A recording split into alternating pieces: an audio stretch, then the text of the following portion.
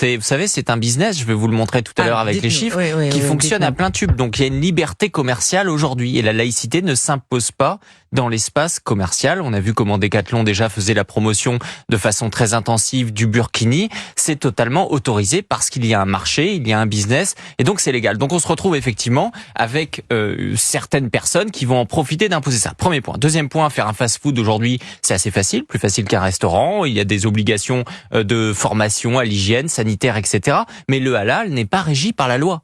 Le halal aujourd'hui, c'est une certification qui est donnée d'abord par des autorités religieuses. On pense à la Grande Mosquée de Paris. Ils sont même pas obligés d'ailleurs d'avoir une certification.